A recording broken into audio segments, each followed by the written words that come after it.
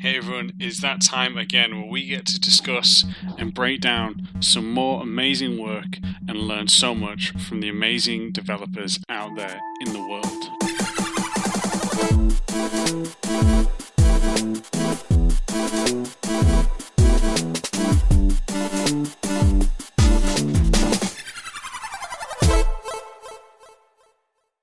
Hey everyone, I hope you're well, playing and or making the games that you all love.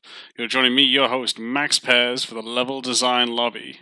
Before we get into it though, I do want to address, obviously, the quality of this episode is slightly, let's put it bluntly, it's not as good as the rest. This is because I'm away for the weekend, so it was kind of a bit of a hectic thing.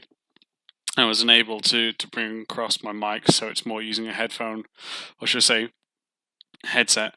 So I do apologize for this. This is not the best thing, but I do hope that we can obviously work through it. And no, this won't be a standard. We'll be getting back to normal once I return home and have my complete setup. Luckily though, this will be a short one, so it's not going to be the full 20 minutes of my voice this time, peeps, no. But as I said, I hope that you're all doing well regardless of my poor quality this time. But yeah, I hope you're well, and for those of you who join, you probably all know what it means. It's the start of a new month, which means we go through our essential reading, breaking down great articles and videos out there by fantastic designers and developers, which I've listened to or read, and I bring it all to you amazing people, so there's a lot to learn from each other and from this community. I think that's always the most important thing. Now, with that in mind, we do have 5 fantastic resource materials to go through. So without further ado, let's just jump right into this. Now, the first one I want to talk about is called the Lisa Brown method of level design.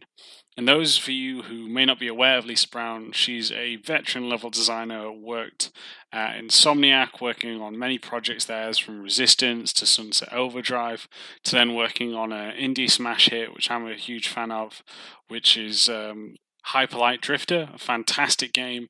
And she did a great talk at GDC breaking down how these lessons she learned from, say, Insomniac, Superlight Drifter, and how then she did apply that towards her experience within level design on Hyperlight Drifter, because obviously that's isometric. It's more kind of a 2D plane versus 3D, and sort of different tools that she used there. So it's a really fascinating talk. However, that isn't the talk we're actually going to talk about today, because I believe I've mentioned that previous one before. What we're talking about is in this short video, and I saw this up on Twitter by Blake, and he shared it, and it's this fantastic talk where she kind of talks about her method towards level design, but in a nice, humorous kind of way, which I think reflects to a lot of us designers, is this kind of anxiety of creating a level, this anxiety of how we tie the quality of our levels towards the quality of ourselves, our ranking of ourselves as human beings. I think that's a great one. I don't want to give too much away, but she's got a great kind of analogy of it, and it's a really entertaining talk. It's only 7 minutes long, but it's such a good one. I think most of us, especially creatives, can relate to. And I just think it's a brilliant one, which is something lighthearted that we all can really enjoy. So I really do recommend checking that one out. Honestly, it's a fun one, a light-hearted one, an overall kind of great experience to watch. It made me smile when I was going through that. And now with that one done, we're going to move on to the second one. Now, I've not seen all of this yet because it is a long video, but it is great to see more work from the ever-impressive Game Maker's Toolkit. And this is the new 40-minute video called The World Design of Hollow Knight, where he takes a deep dive into basically the level design, how they built the world, how it all connects, especially with mechanics, as this is a Metroidvania-inspired game. And breaking this down, I think it's such a fascinating one, because Metroidvanias over the last few years have definitely been on the rise in the sense of level design again, with seeing such big AAA hits take inspiration from this sort of style of level, such as God of War. But Hollow Knight is a breakout indie game that really apparently stole the show. I've not played Hollow Knight, but it is one that is I hear fantastic things about it. So I think is again very much worth a call, worth a listen. It is 40 minutes, as I said. I have not listened to all of it yet, but again, just fascinating how he breaks it down, and must have been a fascinating project to work upon as well. And I think that's always interesting from my point of view. Yeah.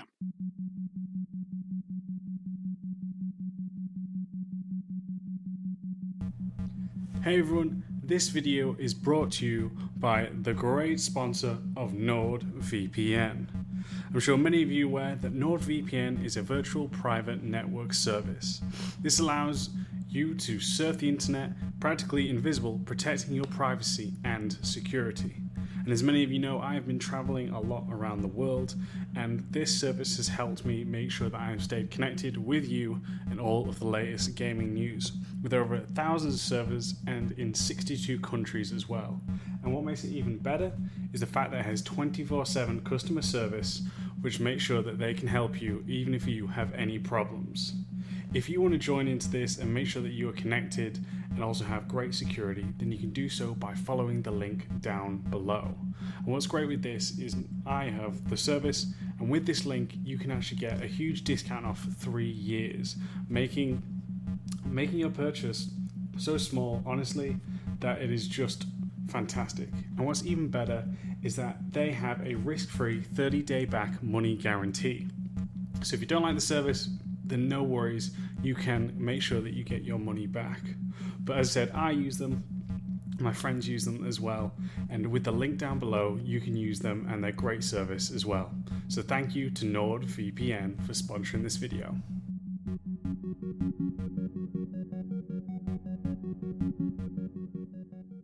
Now we're going to move on to number 3 itself.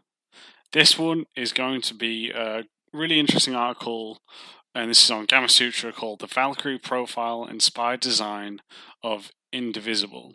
Now, Indivisible is a new indie game that recently released, as we're recording this, maybe a couple of weeks ago.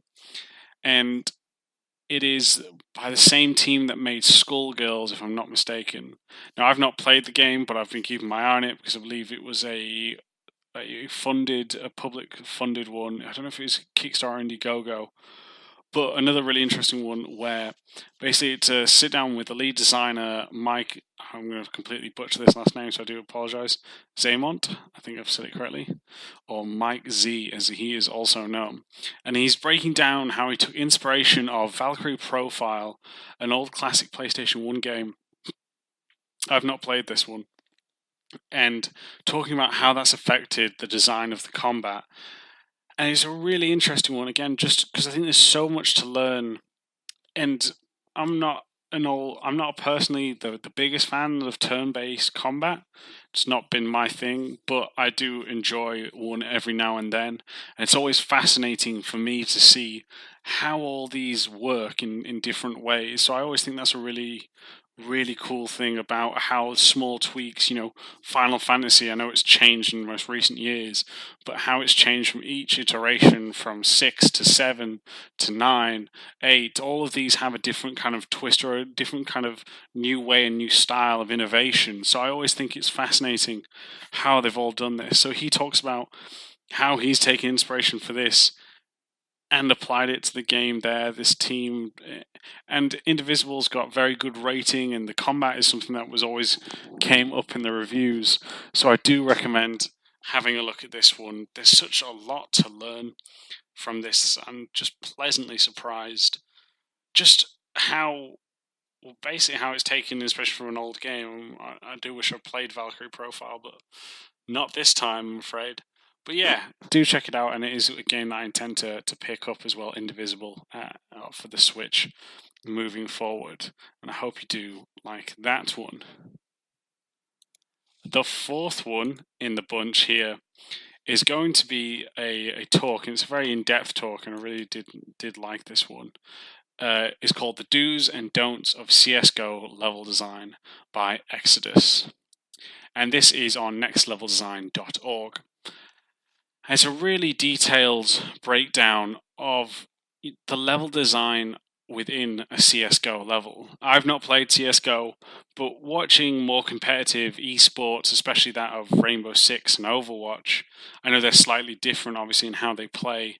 I'm just saying, seeing how these competitive maps really have an impact and add that level of mastery to players. So seeing a really in-depth breakdown of how this is all brought together, and especially for CSGO, talking about different paths, how you shouldn't have, where you should place entrances to help guide the player as well as to help with combat, because in many of these maps, you obviously have more combat-orientated space, but you never know still where the combat can happen.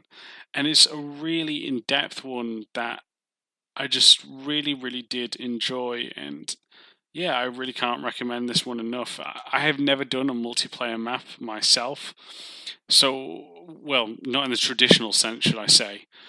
So to see a breakdown on this level in such detail is phenomenal. I do think it's a good one for people to check out, because I do get questions about multiplayer map design. Again, it's not my expertise, so to have someone spend time and really look in depth onto this, I think is just something, again, to really learn from and take away from. And I cannot recommend, seeing this and really enjoying it. As I said, it's very in depth. Again, such things as sight lines, correct angles for these, how to break up traversal, how to encourage players to move, all of these, elevation in combat, all play a part in this. So yeah, do recommend this one. Now, the final one actually was a really nice podcast that I just taken a listen to. And this is called, the podcast, should I say, is called Game Maker's Notebook. And it is episode, it doesn't have a number, but it is episode that is with Kiki Wolfkill and the Halo universe. Now, Kiki Wolfkill is the head of the studio that made 343, that creates Halo, and talking about her career, how it's gone through different changes, obviously, as the industry's grown and expanded, and not only that, but also her own personal experiences with such things as one of her passions seems to be is of race driving. So how she's taken that, what life lessons she's learned that, and applied to her development career, and all of these things. That's really fascinating. I'm sure many of you have heard of her, because even I recognize the name. But she has a great grasp of Halo and their further adventures, as I believe they're now, I don't know if it's come out, because this podcast was released on the 3rd of June, but talking about how they're now, or like I said, it could have already been released, the Halo TV series, and how they've learned about that and trying to figure out how to bring again games into another medium, which is always a challenge, as we all know. So I hope that went well, and wish all that team the best of luck. But yeah, just a fascinating story in terms of a career, and again, just thinking about how she has applied her other hobbies in towards that of game development as well. Always fascinating, always great to hear. Now, with that said, we are going to start to wrap this episode up. As I said, the quality of the audio is not fantastic, so I don't want to really bug out your ears too much here. But thank you all very much for listening. For those of you who do want to reach out to me, you can do so on Twitter, and my handle is @MaxPairs, where I do bite-sized level design tips. If you want to also reach out to me through email, you can do so. It is leveldesignlobby@gmail.com. If you do want to support the podcast as well as even get some really cool perks along the way, you can check out Patreon, which is patreon.com/leveldesignlobby.